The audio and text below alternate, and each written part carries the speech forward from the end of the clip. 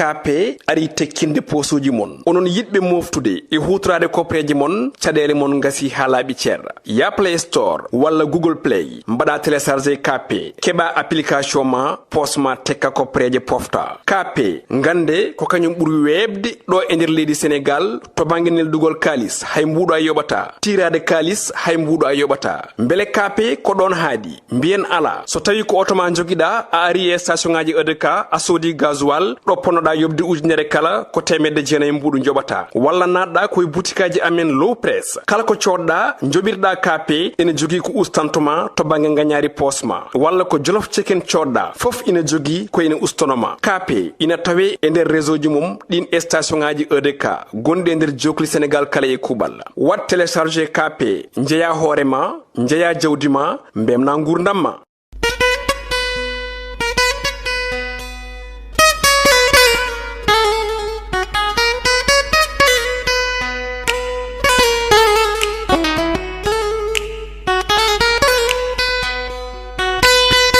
Assalamu alaikum wa rahmatullah bandiraɓe yeɓoɓe ayaw Piindi TV wonɓe nder leydi Sénégal ha e caggal leydi en garti e katande jomiraɗo joom baɗe bawɗe gam hubnude aada men moɗon ko roɓiɗo jayndeji hono kala ñande hande ko alkamisa 4 lewru mai hitande ujunnaaje 2023 joni paaden koye jayndeji leydi men.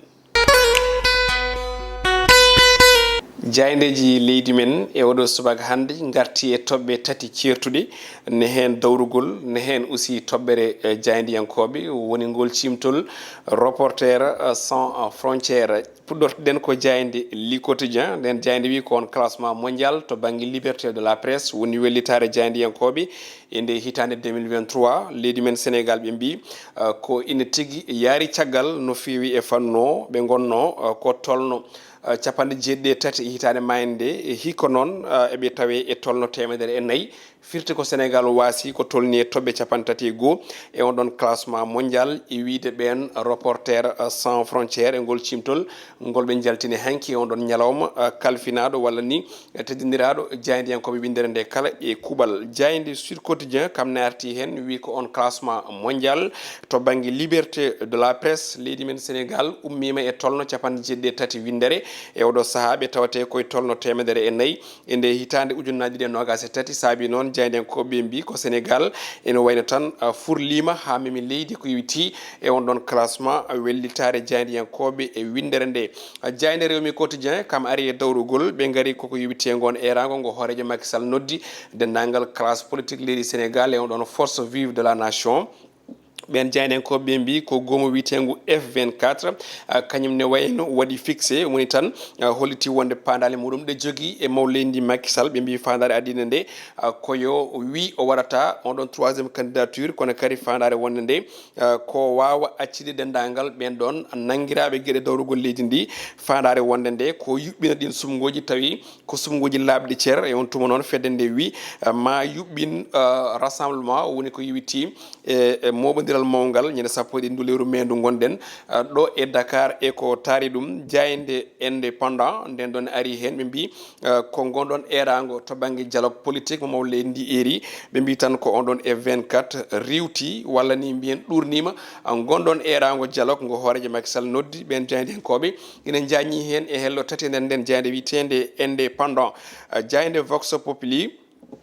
kañum ne ari e ɓeɗo ɗiɗo woni Aminata Touré e Ousmane Sonko ɓe mbi ene wayno tan ko tuggude e biyoje bonɗe ɗin sumgoji battidiɗi de woni législative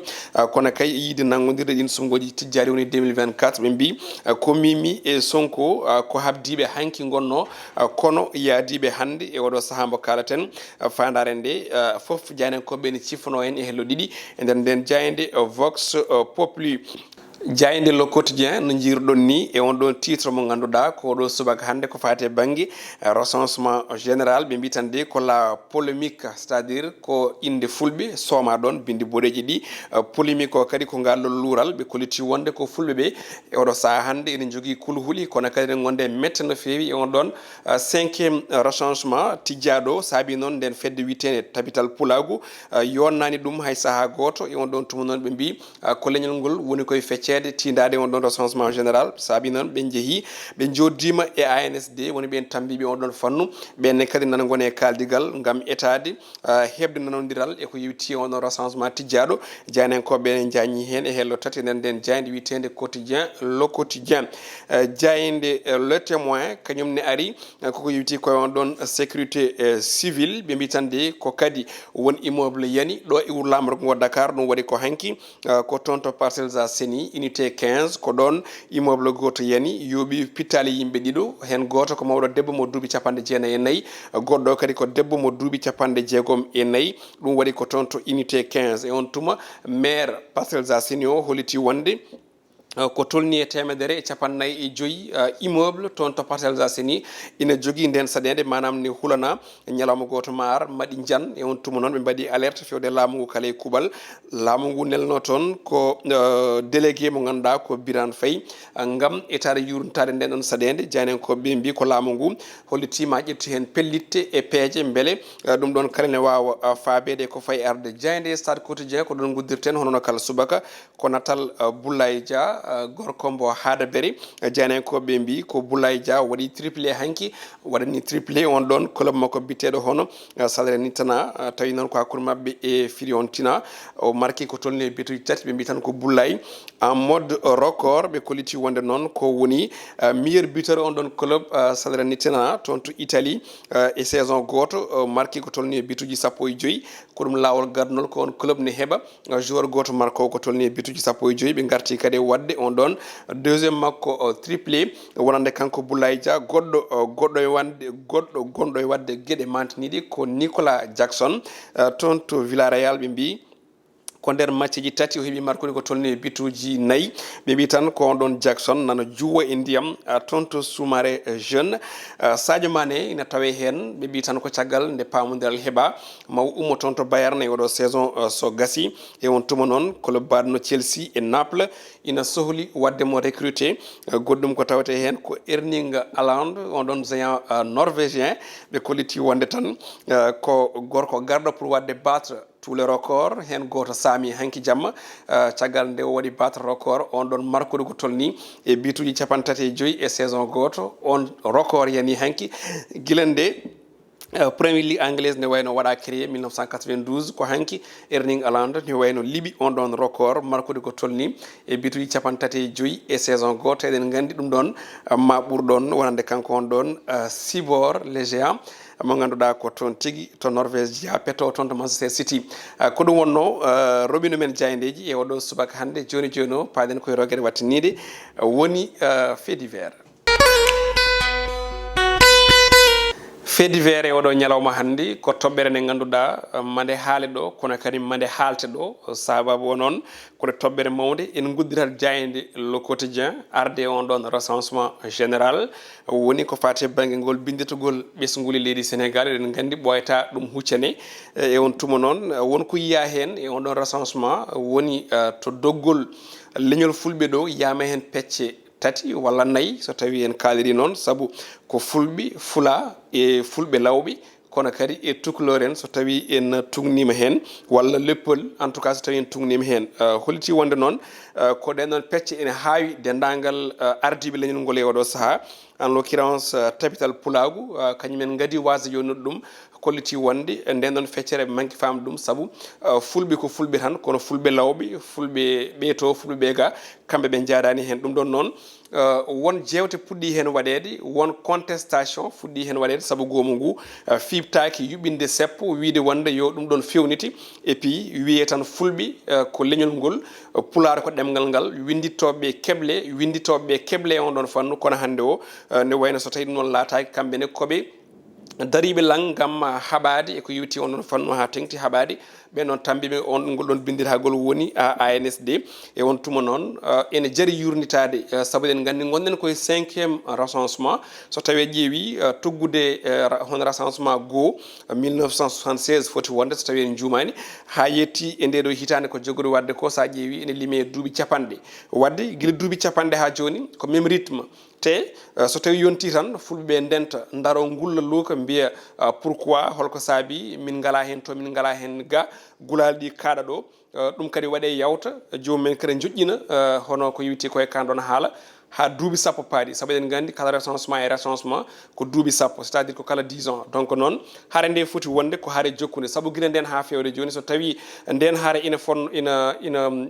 ina manam daranino walla ina ummanano guila nden mbi sikki tawatno wona ka haalte kono noon guila nden ha joni ko konguɗɗi ko gooti ɓe hen molto ko caggal réseaux sociaux ji ɓe hen molto ko caggal téléphone ngaji mumen ɓe hen ko batuji cuuɗaɗi mbaɗata ina goyto ina duka kono noon haadata tan ko nder mumen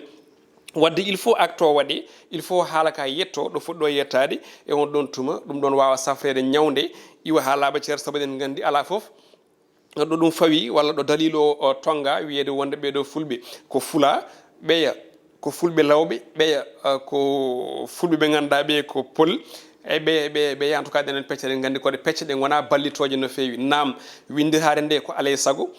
andede kadi ɓesguji ɗi ne poti hay sono tawi fawaki e ngol leñol walla fawaki kewendi leƴƴi ala kono fawi koye gonka e lelgo gouvernement to banggue eɓɓoje ko wiyete ko budget ande no foti jawdi joga ande no foti leydi joga ande no foti ɓesguli joga e on tuma laamu ngu fawe dow golle mumen kono noon ni woto leƴƴi kadi aussi pecce ha tengti jopetene ko leñol goto ɗum ɗon mbiɗa sikki ene jaari haare dendagal biyo mbi wimi e wimami ha tengti e guintortoɗo ko pullo kono kadi woto jejjiren hen banggue ko enen pecci koye meɗen ɗonne kadi ko probléme mboɗa andi ko haala gokka kono noon il faut yimɓe jurunto ɗon ganda ngol ɗo leñol pular ko leñol ngol ganduɗa ngol ko ngol gotol ɗemgal ngal kadi ko gotal donc concept o ko goto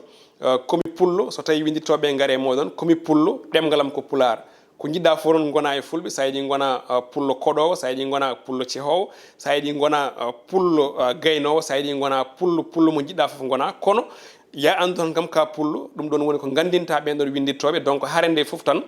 ko woto yimɓe dokkuɓe ɗoɓe bindi ɗen ɗon pecce yoɓe bindi ɗum e feccere wotere nde woni ɗo winda leppol c'est à dire komi pullo ɗemgalam ko pular ko on concept goto woni ko leñol ngol rokka ko toɓɓere nde ganduɗa nde yañde ne gasa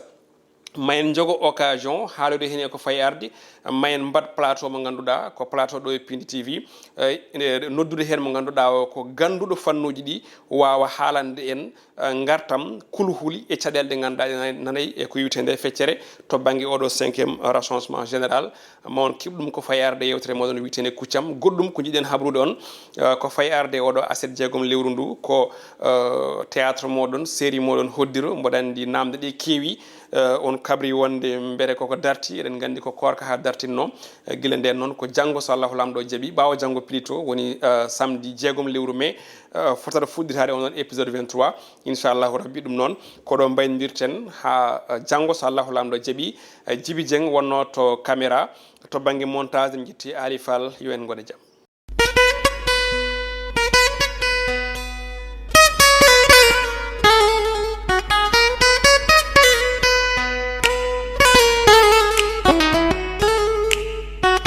KP ari tekkinde posuji mon onon yidɓe moftude e hutorade kopreji mon caɗele mon gasi ha laaɓi ceerɗa ya Play Store walla Google Play mbaɗa téléchargé KP keɓa application ma posma tekka kopreje pofta KP gande ko kañum ɓuuri webde ɗo e nder leydi Sénégal to banggue neldugol kalis hay mbuɗo a yoɓata tirade kalis hay mbuɗo a yoɓata beele KP ko ɗon haadi mbiyen ala so tawi ko auto ma joguiɗa a ari e station ngaji EDK a soodi gasoil ɗo ponnoɗa yobde ujunere kala ko temedde jeenayyi mbuɗu joɓata walla natɗa koye boutikaji amen low press kala ko coɗɗa joɓirɗa KP ene jogui ko ustantoma to banggue gagnari posma walla ko jolof chicken coɗɗa foof ina jogui ko ene ustonoma KP ina tawe e nder réseau ji mum ɗin station ngaji EDK gonɗi e nder jokli Sénégal kala e kuuɓal wat téléchargé KP jeeya hoorema jeeya jawdi ma mbemna gurdam ma.